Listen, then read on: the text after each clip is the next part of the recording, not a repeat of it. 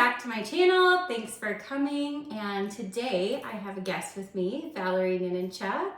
Hello, Maizie.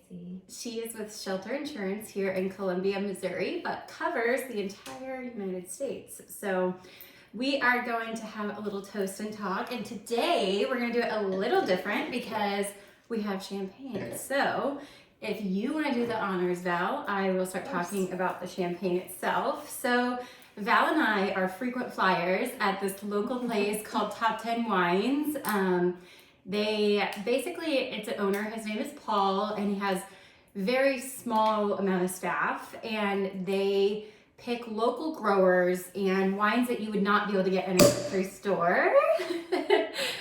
So the champagne we're having today is Raventos. It is a Cava wine. It's a 2019 vintage.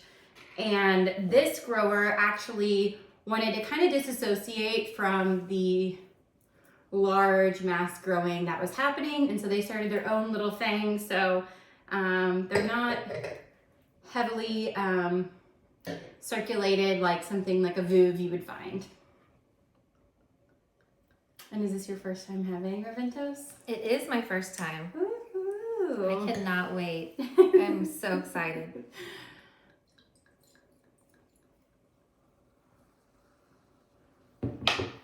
Okay, so obviously we have to do a cheers. We're gonna cheers to the new year. This is gonna be my first video that's out this new year, so cheers. It's good, isn't it? Oh, that's real good. Very refreshing. So we're gonna get started. As we are closing out, we feel like January, winter is kind of going away. We went from snow to ice and now we just have rain, so I think we're in the clear. But we had a lot in the meantime, a lot to put up with. So Val has a fun little story for you that she's going to share with us, her adventures in the winter Missouri weather. It is very interesting, that's for sure. I have an older house. It's built in the 1940s, and I woke up on a Monday, and it was a holiday. MLK Day, sorry. And it was interesting because I heard a sound, and so I went down in the basement for some crazy reason, and it had 3.5 inches of water in the basement. That was the worst. And at that moment, you're just like, what do I do? How do I get this out? Who do I call? And, you know, you've been a homeowner for a while, but Yes. There's no rule book on what to do when something like that happens. Everything people tell you when it happens to them, you totally forget. So hopefully you can bookmark this video and come back to it if it ever happens to you. First thing that you usually think and do is panic. You're like, what? Where did it come from? What happened? Why do I have this water? Is it going to freeze? What do I do? First thing I do is, of course, I call my plumber. That's been my plumber for the whole entire time I've owned the house for the last 5 years. And I was like, what can we do? And it's negatives. And I thought the pipe had busted somewhere. I didn't have any water in one of my rooms. And I was like, what do I do? I was completely confused and distraught.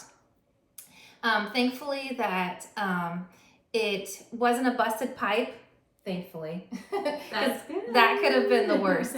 But it was a pipe that had fallen inside the city line and my line from the outside, and it made that water back up. So it was still not dirty water, but it was semi-clean, but it did not smell very good at all.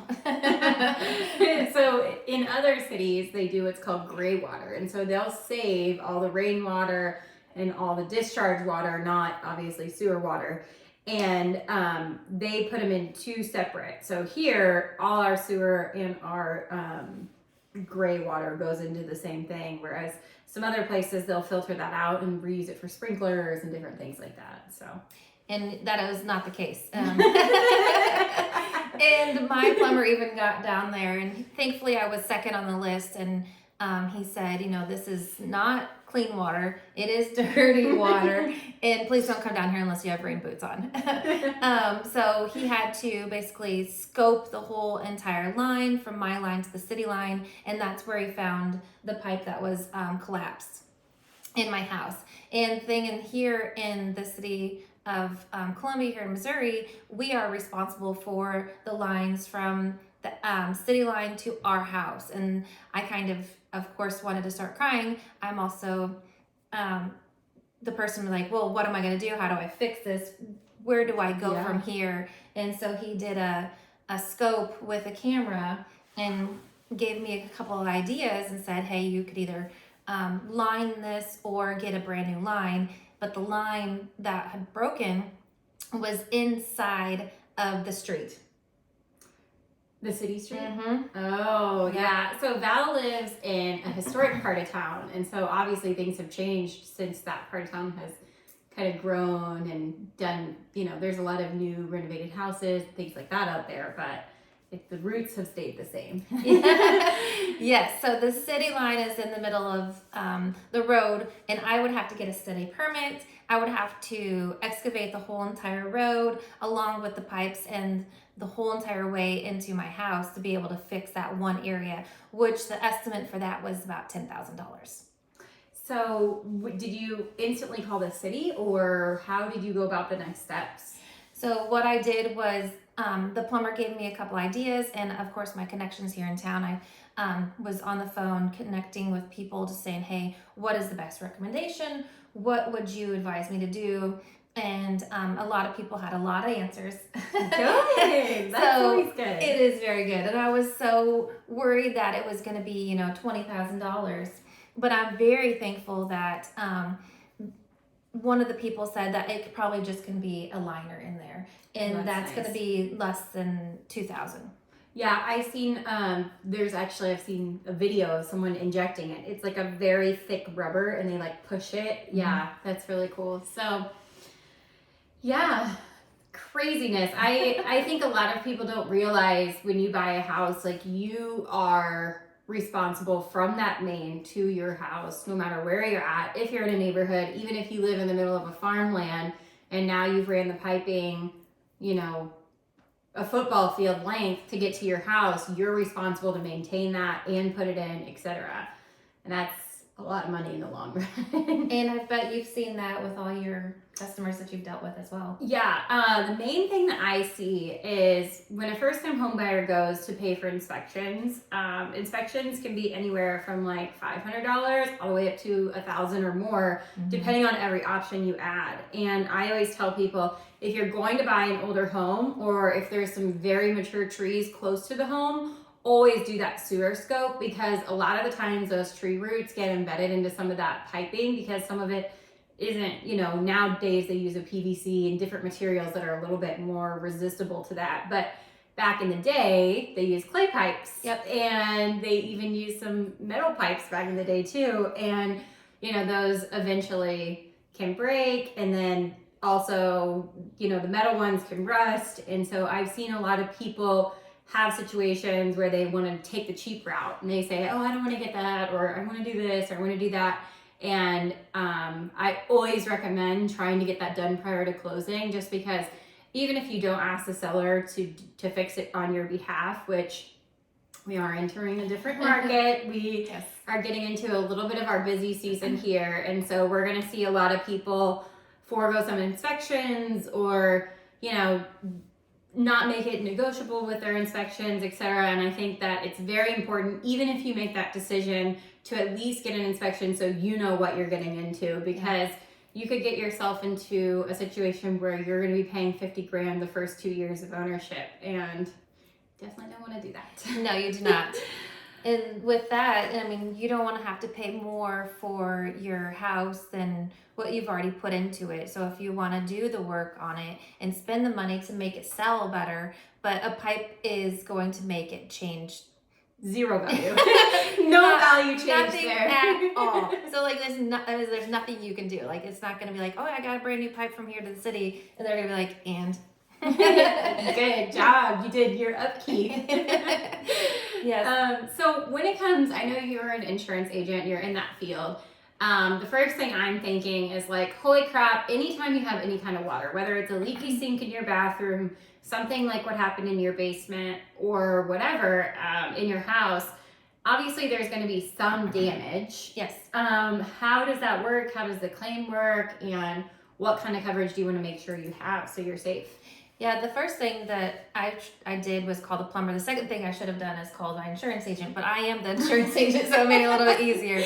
And the benefit is that my basement was finished. So there was not a finished basement. It was very dirty and grimy in the first place. So I wasn't really too worried about it. All I had to do was just go in there and clean. I had a mitigation company that I know gave me some ideas. They didn't have to come in and do that for me. That's nice. So that was really good. But you needed to call your insurance agent and say, hey, if a pipe did break or if that backup of sewer came into your house, we're not going to fix the pipe, the insurance company, unless you have that. There's certain companies that can do that. And I do right through different carriers to have that option.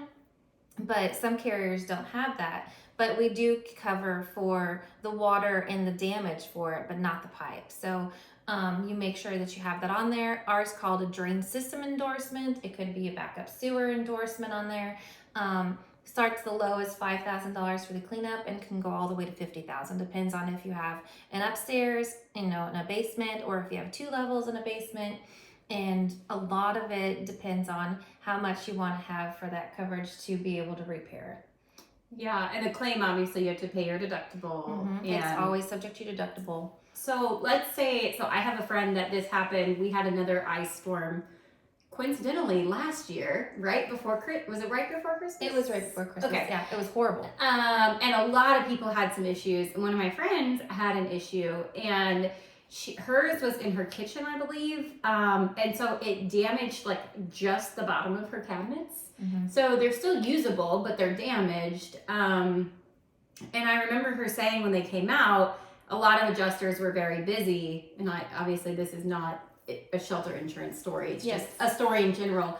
And so they would send out the adjuster and they're like, okay, looks great. Send me your, invoices, We'll get together and figure out what the claim amount is. And so in that instance, I think she was like, well, those cabinets, to replace them, they were cheap cabinets because her house was, renovated. And she's like, I think we got them at Home Depot or Menards. And they were like, okay, we'll go buy the new cabinets and then we'll reimburse you. And she was like, I'm not going to go pay for my entire kitchen new cabinets hoping you're going to reimburse me the full amount. Yeah. And so when it comes to those situations, what do you recommend? Like if it's something where it's not necessarily weather related and it's just, maybe there's a pipe that leaks upstairs, or maybe your kid accidentally leaves the sink on, and God forbid, maybe you have an older house that doesn't have the emergency drain on the other side. Yep. I've seen that happen a lot, and it was on an upstairs. Or I've seen an HVAC unit that was leaking and the condensating came downstairs. Mm-hmm. So what does that look like? We've seen that many a times, more than I can actually think of. I've been doing this for 10 years now, and what I've seen is insane. The mess that just a small water leak. Big thing is from kids putting stuff into toilets and then flushing. Then it's like, oh, it keeps on going, and it just keeps building up and it overflows. And sometimes it will be on the second story. And that does get covered by the insurance company. Okay. With that deductible, of course. Okay. So if you have a $2,000 deductible, if it's more than $2,000, of course, we're not going to replace and fix the pipes that it's stuck in. So if the plumber, you're going to pay that out of pocket. Mm-hmm. But any repairs for the water damage is what we're going to be paying for. Oh, I see that it's a lot. Flooring, drywall, you think it's cheap, but to get somebody to come over and do that. And just cut out the bottom and make it look great and match with, you have to take the trim off and redo the trim, repaint the area. Yeah, it's a lot more. And having a water restoration company come in and make sure that all the water is gone so you're not having any moisture, because once you have moisture in there and you repair it, you could have mold, and then the mold is not covered. Yeah, mold is a big thing. I have an inspector that I work with, and they have a testing kit, and they send it off to a lab to test for mold. And I had a client who, she had mold in a house, and the health effects of having mold long term is very scary. And so she was like, the one thing I want to add on to my inspection is a mold inspection, for the reason that I don't want it around me. I have babies. I want to make sure. And obviously it came back fine, and this house was really no concern. It was just to make her comfortable. But Exactly. yeah, that gets very tricky. But the next thing I wanted to touch on while we're talking about water issues, and then I think we will probably be wrapping it up, is what if I live in a condo and I'm on the second floor and now I've damaged the person below me? Obviously, I'm going to have to call the HOA, tell them what happened, but then what happens from there?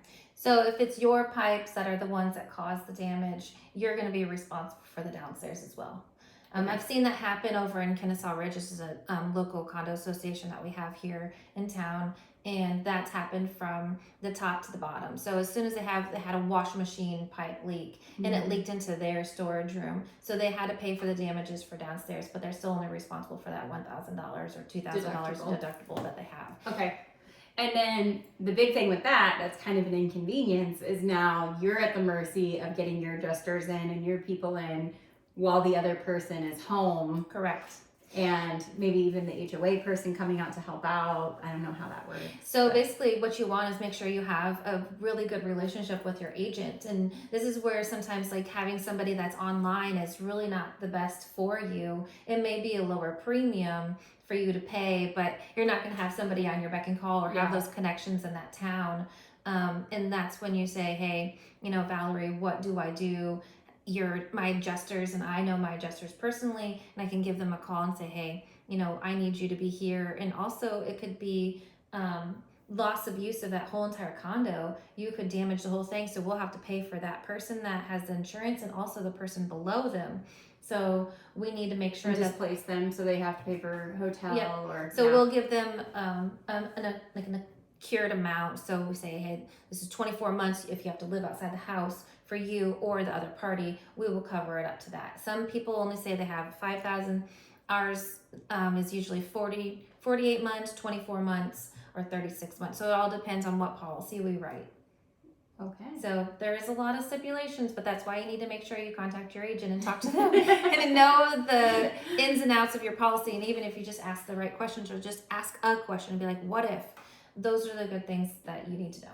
So one thing that's coming to mind for me while we're on the water topic, our sprinkler system was totally fine, but there was a little pipe, the fittings, so they're like plastic now. I mean, they've always been plastic, but the fitting is kind of a right angle, if you would say, 90-degree angle. And that piece basically broke with the lawnmower usage in the yard. And it was a no big deal. We got it fixed. We actually had Atkins come out and fix it for us. But let's say that pipe went on and leaked for weeks and we were out of town. Does any kind of coverage work with that since it's outside the home? No, there are certain policies that you can get, but they're few far in between. Okay. A lot of carriers stepped back and said, we are not covering sprinkler systems. We're not covering anything from the outside. So it's not part of the dwelling. So you really need to know that your agent knows exactly what kind of policy you have and if that's going to be covered. Now, if that was going to be leaking into the house for some reason from that line that was connected to the house, then yes, then it would be covered. Okay. But if it's anything outside in that drain, you have a pool of water and it's ruined your sod, there's no coverage for that. Okay. And then let's say that, for instance, maybe the water was left on for an extended period of time, whether in the house or outside the house. Maybe this happens while I'm on vacation and I don't know. Do I have coverage for the water bill itself or no? No. Okay. There is no coverage for any bills. I wish we would, but no, for any of that water, we would just pay for the damage. And so if you had to have a plumber to come get it, that shut off or whatever, but there's no coverage for that either. Because that's maintenance and the repair of the lines itself. We're just doing for the damage. Replacement. Okay. Correct. Awesome. Well, I think we are good to wrap it up. Thanks for joining us for all of our water and snow related issues in insurance and real estate. Cheers.